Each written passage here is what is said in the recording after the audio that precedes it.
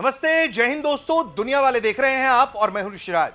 दोस्तों, इस वीडियो में हम बात करेंगे बांग्लादेश की कि क्या बांग्लादेश मुस्लिम नेटो में शामिल होने जा रहा है और क्या भारत के साथ उसके रिश्ते अब इस कदर तल्ख हो जाएंगे। और सवाल यह कि आखिर तारिक रहमान के दौरे को लेकर ऊहापोह की स्थिति क्यों है, इतना कंफ्यूजन क्यों है कि बयान भारत को जारी करना पड़ा, फिर वापस लेना पड़ा। एक एक करके समझते हैं। तो पहले बात मुस्लिम नेटो में बांग्लादेश के शामिल होने की संभावनाओं की करते हैं। तो आपको मुस्लिम नेटो क्या है पता है ना?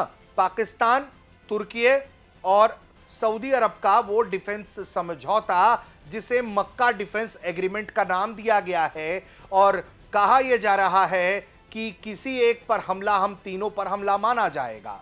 और इसमें वो इजिप्ट को जोड़ना चाहते हैं, कई और देशों को ऑफर कर रहे हैं और बांग्लादेश को भी ऑफर कर रहे हैं। बांग्लादेश को ऑफर करने का मतलब है कि भारत के खिलाफ सोची समझी एक रणनीति। पहले महज ये बातें अटकलें थी, लेकिन अब लग रहा है कि बांग्लादेश के अंदर भी इस मुद्दे पर विचार हो रहा है। क्यों कह रहे हैं हम ऐसा, ये भी समझाते हैं। दरअसल बांग्लादेश के जो पीएम हैं, उनके करीबी सलाहकार ने बांग्लादेश सगबांध संस्था को बताया है कि बांग्लादेश मक्का पैक्ट जैसे किसी गठबंधन में शामिल होना चाहता है। यह बात ऐसे समय में सामने आई है जब भारत में शेख हसीना को शरण देने और उन्हें अपनी बात रखने के लिए मंच देने को लेकर बांग्लादेश और भारत के बीच तनाव है। भले दूसरी तरफ दोनों देश अपने रिश्तों को फिर से बेहतर करने की कोशिश कर रहे हैं। मक्का पैक्ट को मुस्लिम नेटो कहा जा रहा है क्योंकि नेटो की तरह ही यह समझौता जो है किसी एक सदस्य पर हमला सभी सदस्यों पर हमला माना जाएगा। तारिक रहमान के सलाहकार ने क्या कहा, यह पहले बताते हैं। बांग्लादेश के पीएम तारिक रहमान के विदेशी मामलों के सलाहकार हुमायूं कबीर ने बीएसएस को बताया कि सरकार बांग्लादेश फर्स्ट की नीति का पालन कर रही है।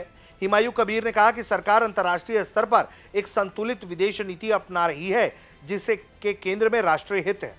हुमायूं कबीर ने कहा कि बांग्लादेश अपने हितों और वैश्विक अर्थव्यवस्था व्यापार की बदलती परिस्थितियों को ध्यान में रखते हुए सऊदी अरब, पाकिस्तान, तुर्की से जुड़े किसी आर्थिक या रक्षा ढांचे में शामिल होने की संभावनाओं को लेकर पॉजिटिव रुख रखता है। कबीर ने कहा कि सऊदी क्राउन प्रिंस और पीएम मोहम्मद बिन सलमान के निमंत्रण पर बांग्लादेश के पीएम तारिक रहमान की सऊदी यात्रा गर्मियों के बाद जल्द ही तय होने की संभावना है। अब ऐसे में भारत के लिए इसके क्या मायने हैं, यह भी आपको समझना होगा। बांग्लादेश अगर इस मक्का पैक्ट का हिस्सा बनता है तो साफ तौर पर भारत के दरवाजे पर एक नहीं, दो नहीं, तीन खतरा होगा।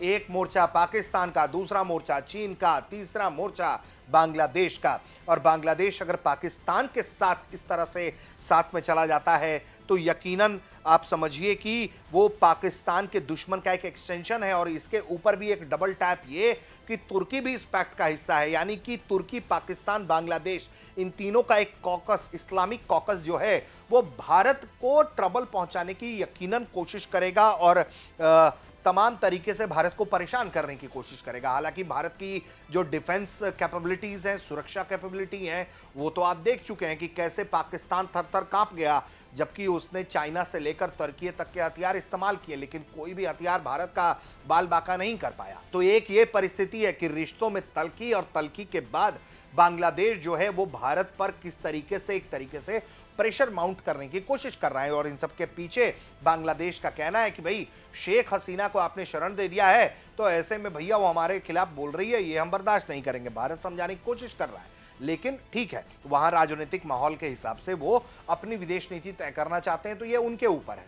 हालांकि तारिक रहमान के साथ भारत रिश्ते कभी भी अपना बिगाड़ना नहीं चाहता है। उसने हमेशा से ये कहा, भारत के जो राजनयिक हैं वहाँ पर हाई कमिश्नर है दिनेश त्रिवेदी, उन्होंने भी ये बात बहुत स्पष्टता से हाल ही में रखी है कि भाई हम तो बांग्लादेश के लिए नेबरहुड फर्स्ट की नीति के हिसाब से बांग्लादेश को ढेर सारा प्यार देना चाहते हैं।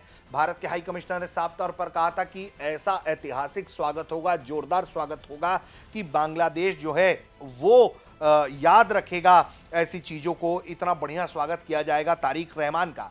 लेकिन उसको लेकर ऊहापोह की स्थिति है। हम ये क्यों कह रहे हैं ये भी जरा समझा देते हैं। तो तारिक रहमान को लेकर के जो दौरे को लेकर जानकारी सामने आई वो ये कि उनके दौरे को लेकर भारत में बड़ा कंफ्यूजन दिखा। भारत के राष्ट्रपति भवन ने एक बयान जारी किया और कहा कि जो शनिवार को एक चेंज ऑफ गार्ड सेरेमनी होती है उसे रद्द किया गया है ताकि बांग्लादेश के पीएम तारिक रहमान के औपचारिक स्वागत की पूरी रिहर्सल की जा सके। लेकिन बाद में इस घोषणा को वापस ले लिया गया, जिससे हाई प्रोफाइल दौरे की स्थिति को लेकर उलझन पैदा हो गई। घोषणा वापस लेने का जो है वो 12-13 सितंबर को होने वाले ब्रिक्स शिखर सम्मेलन से पहले नई दिल्ली और ढाका के बीच चल रहे राजनीतिक तनाव का पता चलता है। बांग्लादेश की ओर से अपदस्थ प्रधानमंत्री जो हैं शेख हसीना, उनके प्रत्यर्पण की मांग तेज है। वहीं ब्रिक्स का भी न्योता भारत ने दिया हुआ है तारिक रहमान को। भारत ने वैसे भी तारिक रहमान को अपने देश पर के दौरे का न्योता दिया है, लेकिन इसके पहले उन्होंने भारत को नहीं चुना, उन्होंने चीन जाना बेहतर समझा था। तो वो भी अपनी मौका परस्ती दिखा रहे हैं। और सबसे बड़ी बात यह है कि ये जो पूरा फियास्को हुआ है उसमें जो जानकारी है कि राष्ट्रपति भवन से जो बयान नया जारी हुआ उसमें कहा गया कि 21 अगस्त 2026 को इस शनिवार को गार्ड बदलने की रस्म जो है वो नहीं होगी। इस विषय पर जारी प्रेस विज्ञप्ति को वापस ले लिया गया है। ये बयान भारत के राष्ट्रपति भवन द्वारा बांग्लादेश के पीएम के स्वागत की पूरी रिहर्सल के लिए साप्ताहिक समारोह को रद्द करने की घोषणा के 1 घंटे बाद आया है। इससे पहले जो बयान वापस लिया गया था उसमें कहा गया था कि बांग्लादेश के पीएम के औपचारिक स्वागत की पूरी रिहर्सल के कारण इस शनिवार 22 अगस्त 2026 को राष्ट्रपति भवन के प्रांगण में गार्ड बदलने की रस्म नहीं होगी। इससे ये मैसेज गया कि बांग्लादेश के पीएम तारिक रहमान आने वाले हैं, लेकिन एक ही घंटे बाद स्थिति बदल गई, मामला पलट गया और दिखाई ये देने लगा कि नहीं, दौरा नहीं होने वाला है। और यही वजह है कि प्रेस रिलीज वापस ले लिया गया है। तो एक तरफ ये बांग्लादेश इस्लामिक नेटो में जाना चाहता है, दूसरी तरफ तारिक रहमान के दौरे को लेकर भारत के साथ असमंजस, ब्रिक्स को लेकर कोई साफ रुख नहीं।